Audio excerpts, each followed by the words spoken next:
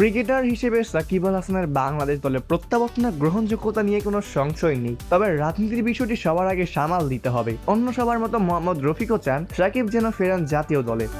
দেশের রাজনৈতিক পট পরিবর্তনের পর দলে ব্রাতা হয়ে পড়েন সাকিব। এখন ভোট তাকে ফেরানোর জন্য তোড়জোড় শুরু করলেও রাজনৈতিক কারণে সাকিবের দেশে আসা বা খেলা এখনো অনিশ্চিত। এবার এই বিষয়ে মুখ খুলেছেন সাবেক স্পিনার ও নতুন স্পিন কোচ রফিক।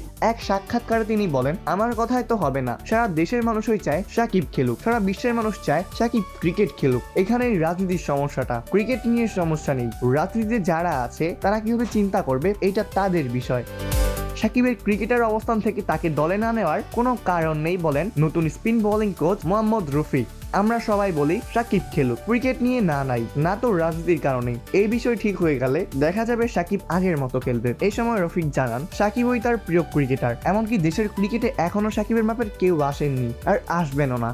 তিনি বলেন, এটা বলে তো শেষ করা যাবে না, বাংলাদেশের ক্রিকেটে একটাই পোস্টার, আর সেটা হচ্ছেন সাকিব আল হাসান। কতদিন হয়ে গেছে এখনো পত্রিকা খুললে খেলার পাতায় সাকিবের নামটাই আসে। ভবিষ্যতে সাকিবের মতো খেলোয়াড় বাংলাদেশের জন্ম হলে এই নামটা বদলাতে পারে, এর আগে কখনোই পারবেন না, কারণ সাকিব যে বিশ্ব সেরা।